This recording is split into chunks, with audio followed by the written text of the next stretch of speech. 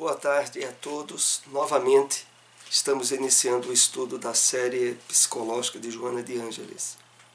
Hoje nós iniciaremos o capítulo 12, Transtornos Contemporâneos, que é subdividido em 3 itens: a perda do si, a ausência de alegria e impulsos doentios perversos. Hoje nós iremos tratar mais de alguns aspectos do capítulo referente à perda do si. Vamos então para a nossa introdução, comentando um trecho de uma mensagem do Espírito Emmanuel. É um trecho que está no livro Cartas de Paulo, o Evangelho comentado por Emmanuel, Carta aos Colossenses, capítulo 3, versículo 14. Separamos esse trecho. Todo discípulo do Evangelho precisará coragem para atacar os serviços de redenção de si mesmo. Nenhum dispensará as armaduras da fé, a fim de marchar com desassombro sob tempestades. É indispensável revestir-se nossa alma de caridade, que é o amor supremo, sublime, aliás. Vamos assim fazer algumas observações deste trecho da mensagem para fazer uma conexão com o nosso estudo da série psicológica de Joana de Ângeles. Emmanuel aqui é bem claro e taxativo. Todo discípulo do Evangelho, mas é todo, precisará coragem para atacar os serviços de redenção de si mesmo. Quer dizer que mesmo vivendo na época atual, sem as perseguições que os primeiros cristãos passaram, colocando sua vida física em risco, perdendo todos os bens, nos dias atuais, Emmanuel se refere a nós.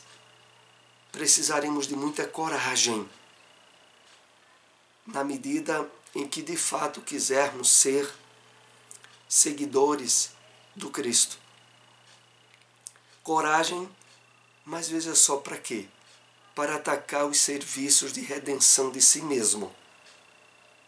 Redenção aqui percebemos como libertação de si mesmo. A questão é essa, é que nós trazemos uma bagagem, um material de experiências reencarnatórias que estiveram de uma forma impactante afastada das leis divinas, estabelecendo vícios, hábitos e desequilíbrios, cuja principal vítima fomos nós mesmos. E agora, para nos abrirmos ao trabalho de libertação desse passado, Emmanuel nos diz que nós precisaremos de coragem. Não apenas vontade, mas coragem. Face os apegos estabelecidos na nossa mente, no nosso psiquismo, e aonde, normalmente, há todo um campo de participação de espíritos desequilibrados que compartilharam conosco essas experiências, as quais nós precisaremos de redobrado esforço para nos libertar. Mas também não só isso. Um mundo onde predomina de forma cada vez mais intensa o materialismo, o imediatismo, e que facultam o retorno aos antigos vícios e desequilíbrios que já passamos. São por essas razões que Emmanuel diz que é preciso coragem. E ele continua: nenhum dispensará as armaduras da fé, a fim de marchar com desassombro sob tempestades. Essas armaduras da fé são constituídas a partir dos esclarecimentos, da iluminação do nosso entendimento, pela revelação colocada pela doutrina espírita, que traz a essência do Evangelho do Cristo para os nossos dias e que, a partir daí, abre um campo de interação que não estávamos acostumados. E por isso, mesmo tendo o esclarecimento, a fé não se estabelece fácil, porque essa fé vai de encontro a tudo aquilo que antes nós acreditávamos. E continuando, Emmanuel diz, fechando esse entendimento, é indispensável revestir-se nossa alma de caridade, que é amor sublime. Esse revestimento indispensável é para que, de fato, tenhamos estabelecido em nós mesmos novos patamares de identificação e de vida. Agora, tendo por ligação efetiva o trabalho de libertação do Evangelho do Cristo em nós mesmos. Então, quando ele diz que é indispensável, é porque sem o trabalho da vivência, sem o esforço da prática, nós não conseguiremos ressignificar o nosso passado de erros e de escravidões. Bom, vamos então para o início do nosso estudo Perda do Si, do livro Amor, Imbatível Amor. No livro O Despertar da Consciência, aliás, o Ser Consciente, que já andamos estudando aqui, a questão relativa ao Si, que é o eu profundo, que é a nossa identificação maior com a espiritualidade sublime, o Cristo interno, já foi abordado em alguns capítulos. Inclusive, no nosso canal no YouTube, você pode encontrar diversos vídeos de estudo do livro Ser Consciente. Mas Joana sempre retorna em diversas obras da série psicológica a abordar determinados temas, colocando outros enfoques, outros aspectos, como esses que nós iremos compartilhar nessa tarde. E ela começa dizendo o seguinte: o ser humano é, na sua essência, um animal social, programado para viver em grupo, através do qual mais facilmente pode desenvolver os sentimentos, transformar os instintos primitivos em razão, ascendendo emocionalmente até atingir o patamar da intuição. Então, a nossa essência é de viver em comunidade. Nós somos animais sociais. E no último aspecto que Joana aqui se refere, até atingir o patamar da intuição, como ela coloca em diversas obras, a respeito do homem do futuro, e ela faz menção, por exemplo, denominando que o homem do futuro será o homem psi, não será o homem mediúnico, será o homem psi. Psi como? Que estará trabalhando de uma forma cada vez mais intensa a percepção da intuição e da interação com a realidade espiritual da vida. Prossigamos.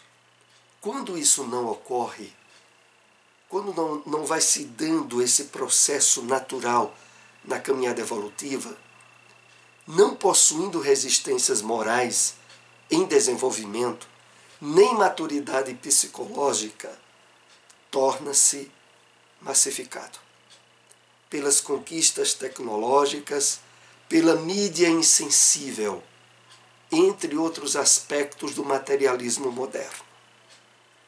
Então, quando não vai se dando esse desenvolvimento evolutivo natural,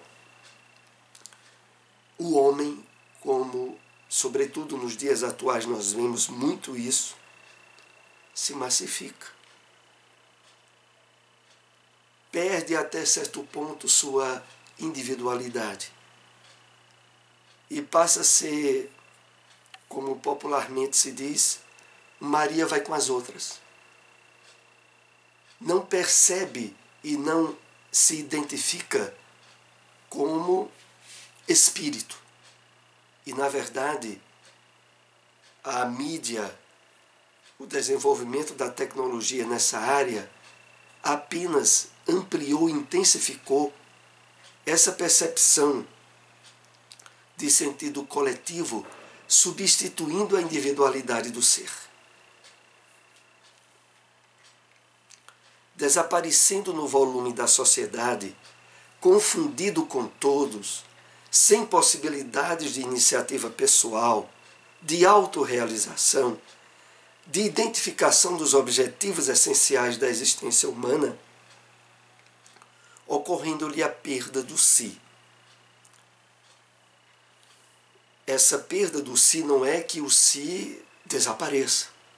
Ele fica subjugado e submetido aos impositivos do materialismo a que o homem se identifica. E isso tem acontecido de uma forma cada vez mais devastadora nos dias em que vivemos. Se nós, por exemplo, analisarmos os impactos que a pandemia do coronavírus tem realizado, em grande parte da população, infelizmente nós ainda vemos isso no Brasil, afoga-se numa busca desenfreada de satisfações individuais projetadas por grupos, né, que muitas vezes estabelecem festas clandestinas, procuram, de certo modo, expressar desequilíbrios nas várias áreas do comportamento humano, totalmente alienada dos impactos de sofrimento, de morte, de dor que tem atingido tantas famílias. Por trás dessas pessoas que agem assim está essa perda do si. Na verdade, é como se elas não se vissem como pessoas, se vissem como animais de grupo, né, agindo de uma forma massificada, onde não param para pensar e refletir nas atitudes e ações que tomam. Voltando aqui o texto, desaparecendo no volume da sociedade, confundido com todos, sem possibilidade de iniciativa pessoal.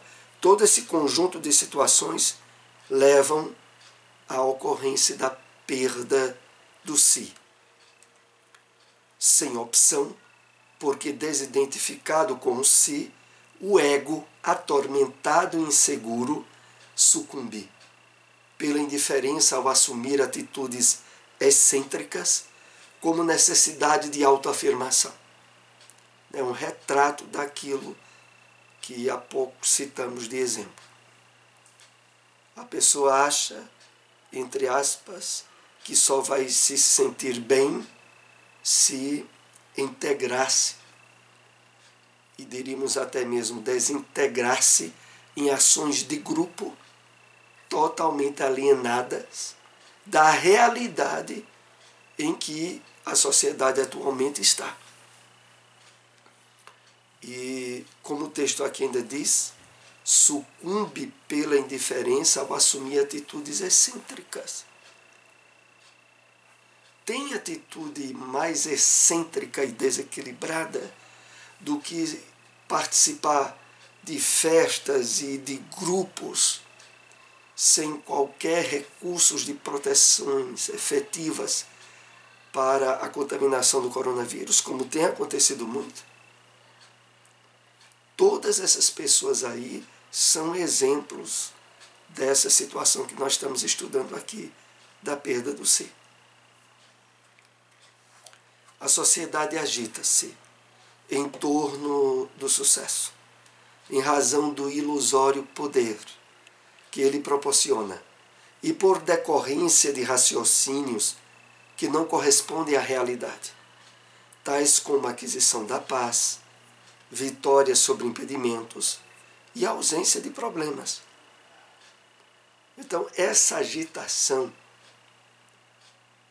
profundamente vinculada ao materialismo predominante na sociedade em que vivemos, levam as pessoas à ilusão do poder, do dinheiro, do aproveitamento de circunstâncias e de situações totalmente desvinculadas com a realidade da vida que estão tendo agora.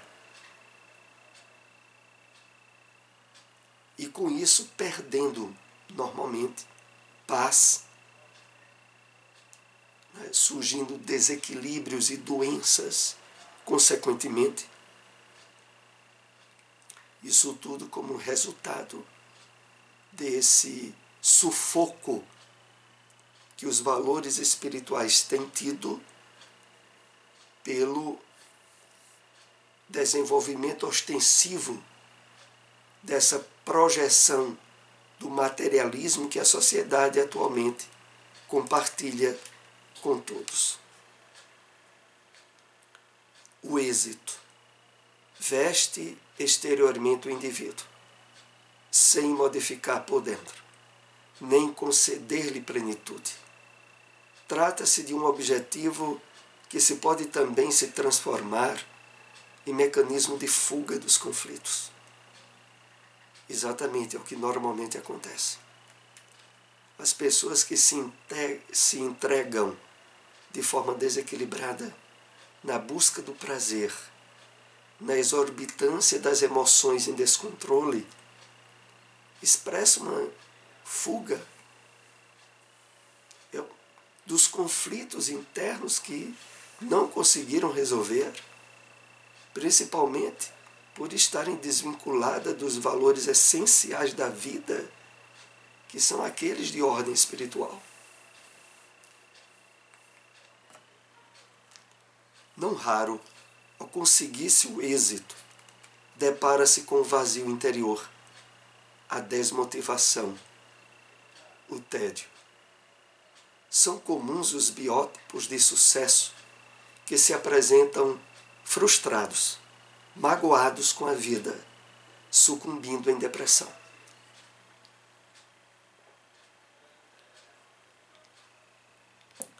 Aqueles que conseguem destaque e êxito no campo do materialismo e, muitas vezes, do poder que o dinheiro dá, deparam-se com o vazio interior, com a desmotivação, com o tédio.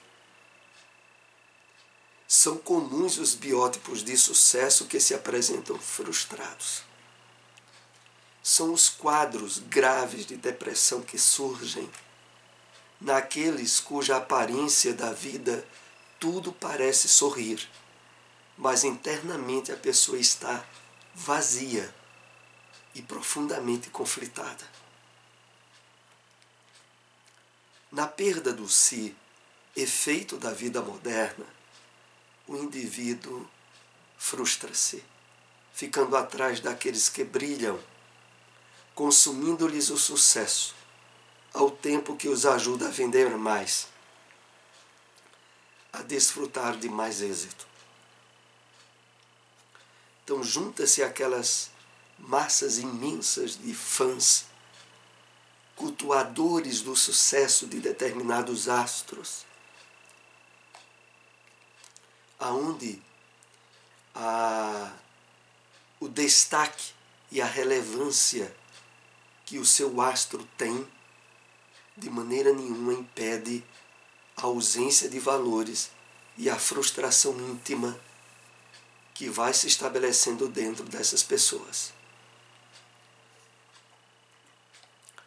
uma vida saudável não naufraga na perda do si, por estabelecer os seus próprios ideais expressos em uma conduta harmônica dentro das diretrizes do socialmente aceito e caracterizado pela autoconsciência.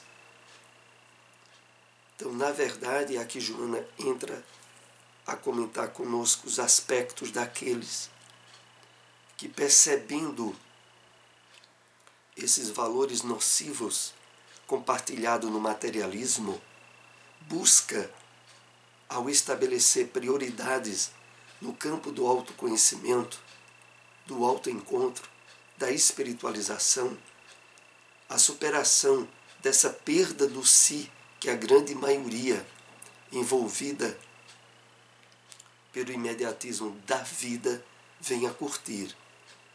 E aqui Joana diz, por estabelecer os seus próprios ideais, expresse uma conduta harmônica dentro das diretrizes do socialmente aceito.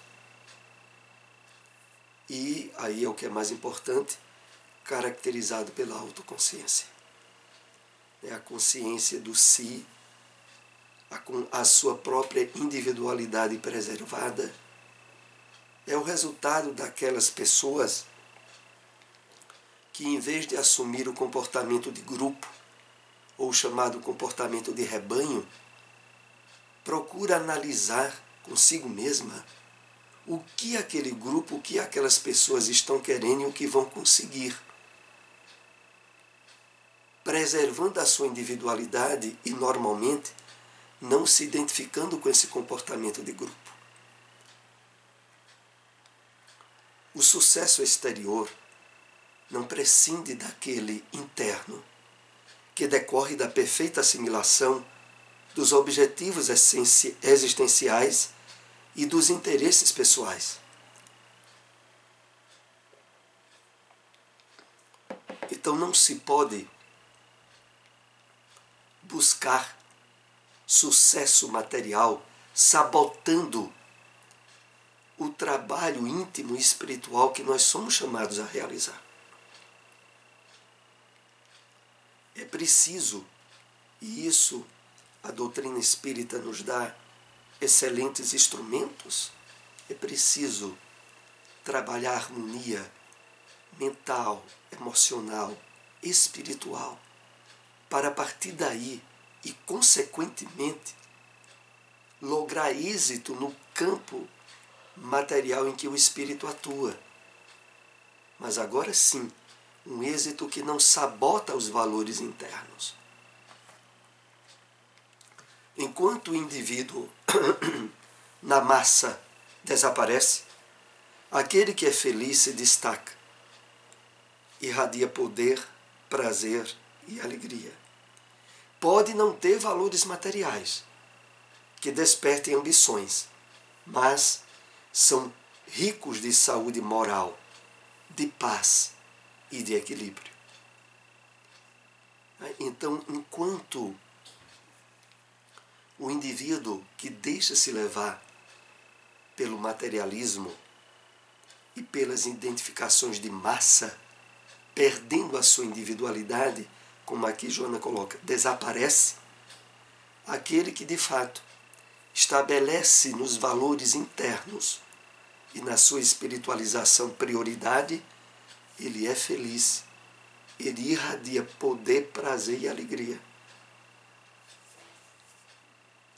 Às vezes não tendo valores materiais que despertem ambições, mas vivendo profundamente equilibrado consigo mesmo. Esse é o último slide do nosso estudo dessa tarde. A autorrealização é como um processo de autoconquista e de alossuperação, no qual se harmonizam os sentimentos, a razão e as aspirações. Então, o objetivo maior na autorrealização é a percepção que ela vai se dando naturalmente quando nós conseguimos, primeiramente, estabelecer equilíbrio e controle no nosso campo interno. caracterizando a autoconquista. E aqui Joana faz menção a uma palavra não muito comum, e de alossuperação, de superação elevada, de superação espiritual, no qual se harmonizam sentimentos, a razão e as aspirações. É claro que esse campo de integração de sentimento, razão e aspiração, nós logramos alcançar pela compreensão dos aspectos espirituais da vida revelados a nós pela doutrina espírita. É por isso que na grande sustentação, no despertamento do si, do eu profundo, há de ter por alicerce já estabelecido o entendimento e a compreensão dos objetivos espirituais da vida. Então, nós agradecemos a todos que nos acompanharam nesse estudo. Se possível, compartilhem essa informação. Esse estudo depois estará no nosso canal no YouTube. Uma boa tarde a todos.